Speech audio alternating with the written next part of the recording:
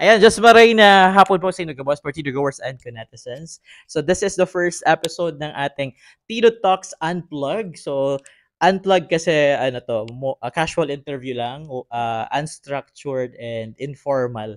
So, biglaan lang din yung interview, kaya hindi din kami prepared ng questions. And kasama ko nga pala ngayong araw ang Aliana Trio. So, ipapakilala muna natin sila isa't isa. So, ma'am, ikaw na mag-introduce po ng sarili nyo. So, ako po si Mary. Ako po si Iya. Ako po si Yana. Kami po ang Aliana Trio. Kami po yung sumali sa The Voice Generations. Yun, so galing daw sila sa Sangay Camarines Sur and sumali sila sa The Voice Generation na show sa GMA 7, Channel 7. Ma'am, bakit Aliana Trio, ma'am, yung pangalan ng grupo nyo? Actually, yung Aliana Trio is Alia, and then Yana. Ako yung trio. Okay. Kasi, sabi ko nga, parang akala ko, apelido nyo tatlo. Oo. Hindi, sila talaga yung dalawa. Kasi nung parang last year, bumuo sila na silang duo lang. Tapos, dapat nga, kung The Voice sana, sila lang dalawa. Nagkataon lang na kailangan talaga generation. So, kailangan may nanay. So, napilitan talaga ako. Oh, akala ko, ma'am, ng generations, parang grupo-grupo. Yung pala, kailangan may different ages siya. Oo, different ages. Kailangan may 10 years gap. Speaking of generations, alam niyo ba, Partido Goers and Conetizens, nag-trending yung videos nila sa TikTok and pati din sa Facebook dahil doon sa 5 generations ng family nila. Ma'am, pwede ba ikwento mo sa amin yung 5 generations na yun? Yung 5 generations kasi, naisip ko siya way back 2019 pa. Nung nagbakasyon kami, OFW pa ako nun. Nag-try kami mag-video nung tinatawag yung isa-isa, mama, mami, nanay. Sabi ko, 5 generations tayo. Bakit try natin ganito, ganyan. Tapos, ni-remake lang namin kasi sabi ko, habang nandito ulit ako, i-remake namin, kumpleto pa kami after 5 years. Kasi 2019 pa yun eh. So, hindi ko naman in-expect na magba-viral talaga siya ng ganun. Right now, 12.2 million siya sa TikTok. So, ang pala, 12.2 million. Oo. Sana pera na lang yun, mama. Sinabi mo pa. Tapos sa Facebook, parang 4 point something siya. 4 point something million din. Pwede ba malaman namin, ma'am, yung age difference or age gap ninyo, ma'am, nung 5 generations na yun, ma'am? Sila nasa teens. Ako 30s. Tapos si mami 50s. Si mama 70s. Si nanay 90s. Oo, talaga, no? So, nasa 100 years na din, ma'am, si nanay, ma'am? 95. 95, yun. Oo. 5 years na lang, mag-100 years na. Ma'am, bakit kayo, ma'am, sumali sa The Voice Generation? Nako, hindi ko rin alam.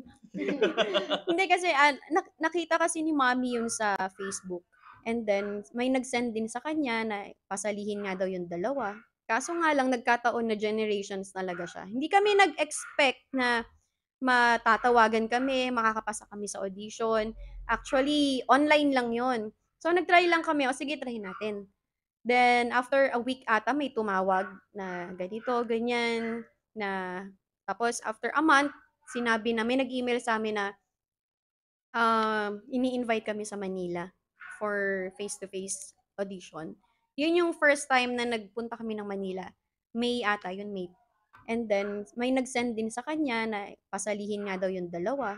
Kaso nga lang, nagkataon na generations talaga siya. Hindi kami nag-expect na matatawagan kami, makakapasa kami sa audition. Actually, online lang yon. So, nag-try lang kami, sige, try natin. Then, after a week ata, may tumawag na ganito, ganyan, na, tapos after a month, sinabi na, may nag-email sa amin na, ini-invite kami sa Manila for face-to-face audition. Yun yung first time na nagpunta kami ng Manila. May ata, yun, May 12, ganyan. So, nag-audition kami doon, then nakapasa kami. Siguro mga 3 audition pa yun bago kami nakarating sa blind audition. So, babalik-balik kami ng Manila na walang nakakaalam. Kami lang talagang mag-iina, kami lang family lang. Wala talagang nakaalam. Ako nga, ma'am, nung nabalitaan ko na taga-Sangay kayo, parang di ako makapaniwala kasi parang ngayon ko lang din sila nakita. So, dito talaga kayo, ma'am, na lumaki, ma'am, or yung mga anak nyo din po? Ako po, dito ako pinanganak. Pero itong anak kong bunso, dito ko na siya pinanganak sa Naga. Tapos itong panganay ko, dito na lang siya lumaki. Pero sa Antipolo siya pinanganak. Tapos ako, lumaki ako na Antipolo.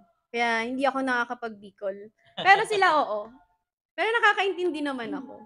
Ayun. So, guys, kapag gusto nyong kontakin or marinig yung mga boses ng Aliana Trio, pwede nyo silang i-contact. Ano ba mga contact details na pwede nila puntahan or tawagan or i-text? Pwede nyo po kaming i-contact sa page namin sa Facebook. Pwede rin po sa TikTok. Aliana Trio lang po. Aliana Trio. Then, pwede rin po sa email ko, maryruvisal@gmail.com or sa phone number ko na 0977-216-8104. Ayun. So, nag-a-accept ba kayo, ma'am, ng mga events tulad ng wedding, ng birthdays, or anong occasions po ba yung pwede? Yes po, nag-a-accept po kami. Kung ano man pong pwede namin kantahan, any occasion, pwede po. So, pwede pala yun, guys. So, alamin muna natin siguro kung anong pwede, o pwede ba silang kunin as trio or si Ma'am Mary lang. Pwede naman po ako, pwede rin sila, kasama ko, pwede kaming trio, ganun po. Kung ano mang kailangan. Ayun, so narinig nyo guys pwede siyang i-hire kasi dito lang siya sa partido, sa Sangay lang. So, yung mga taga Bicol natin na nanonood ngayong araw, pwede na kayong tawag dito, mag-contact sa kanilang Facebook page or sa kanilang iba pang mga social media accounts. Ma'am, ano pang pwede mong ma-share sa amin? How about the experience sa The Voice Generation po? Naku, grabe yung experience namin doon. As in talagang nung battles, nung huling laban namin, nilalagnat ako eh. Talagang umiinom ako ng gamot bago kami sumalang. Sila din ata nun. Anong experience mo, ate? More on kabado ako palagi. Nanginginig ako palagi. Sobrang kabado ako. Pero, ang ganda ng experience ko. Sobra. Ikaw na. Ikaw. Experience. Puro dasal. Anong experience mo dun sa The Voice? Pwede ka mag-Bicol. Maganda. Maganda. Ano? Actually, siya yung pinaka-nakakamiss. Diba? Miss na miss niya Ikaw na. yung pinaka-nakakamiss. Naiiyak na ako. Naiiyak na siya. Oo, sabi ko. Oy, ba't ka naman naiiyak? Sayang. Oo. Ma'am, wag na nating i-drop yung price nyo, ma'am. Pero, magkano ba? Mataas ba yung talent fee or ano lang, ma'am? Tawag dito, presyong pangmasa. Siyempre, presyong pangmasa lang naman po. Yeah. Kasi hindi naman po kami na nagmamataas or what. Kami lang naman po to. Ayan, very affordable sila, guys. So, nakausap ko na to si ma'am kanina. Uulitin ko sa gusto kong magpa-book sa Aliana Trio, pwede sila kasi available sila dito sa Sangay Camarines Sur. So, pwede din sila outside Partido District, pwede sa Naga, pwede sa ibang province dito sa Bicol, or pwede din outside Bicol. Yung mga gustong magpa-book sa kanila, i-PM lang sila or i-text or call. Tama ba? May number po ba kayo Meron sa po page? Meron po kaming number sa page, nasa cover photo. So, follow nyo na lang po yung Aliana Trio sa Facebook and sa TikTok. Meron din po kaming YouTube na bago lang naming account. Instagram. And nabalitaan ko nga pala, Partido Goers and Netizens, na yung mga videos nila, ma'am, although nagtitrending, may mga naggagrab daw na walang paalam. So ano, ma'am, yung masasabi mo sa mga taong na gano'n yung ginagawa? Actually, medyo naano kami kasi syempre pinaghirapan namin yung video. So, nalulungkot lang kami na may mga taong gumagamit ng video din, hindi nila sinasabi kung kaninong video. Hindi man lang kami kini-credit na ito yung page nila, Aliana Trio sila, walang ganon. Meron pa nga na parang nagpe-pretend sila na sila yung nasa video. Yun yung nakakasama sa loob namin. Kung tutuusin, kung gagamitin niyo yung video, pwede niyo namang i-share na lang yung galing sa page, ganyan. Huwag nang mag-upload ng iba kasi syempre pinaghihirapan namin yan, kahit ikaw naman, di ba? Tama yun. Kasi nga, ang hirap sa content creation yung ikaw na yung editor, ikaw na yung script writer, ikaw na din yung lahat na gumagawa. No? Tapos, ang gagawin lang ng ibang mga content creators ay igagrab lang ng walang paalam yung mga content natin. Tapos sila pa yung mas kumikita. Kaya sana magbago na kayo, guys. So, ma'am, isang ano na lang po, tanong. Ano po yung maipapayo nyo sa mga aspiring din na gustong sumali sa mga singing competitions sa national TV? Wag po kayong magdalawang isip sa sarili niyo. Yung kumbaga, kami kasi gano'n yung nangyari.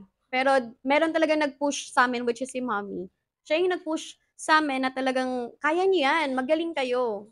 Kaya niyo 'yan kasi kakaiba kayo, eh, ganito kayo." So, dun yung nagsimula na triny namin na kasi kami mahiyain talaga kami. Hindi talaga kami pang anong tao, public. Pero andito na kami.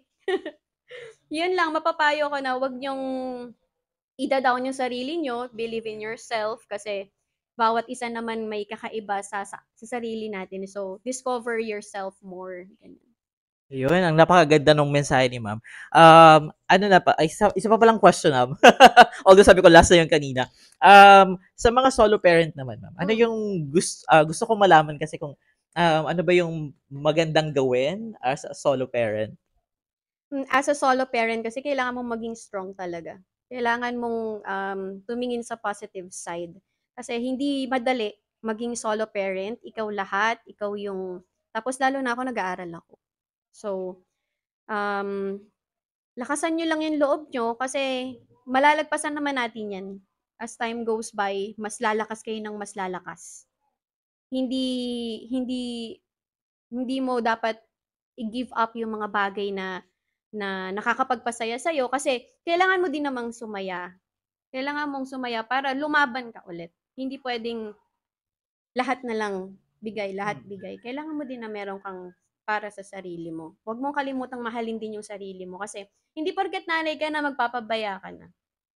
Yun, very inspiring ano. So, thank you so much po, Ma'am Mary, for sharing your words of wisdom and your pieces of advice sa ating mga viewers na nanonood ngayong gabi or umaga. Hindi ko alam kung kailan ko to i-upload kasi. So, maraming salamat sa ating bisita ngayong hapon or umaga. Kung ano man, oo.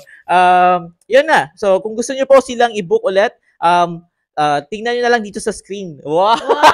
Dito. Dito sa screen kung paano sila makakontakt.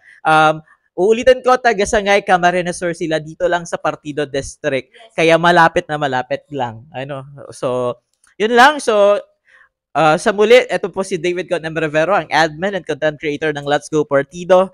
Now signing off. Ingat po! Go!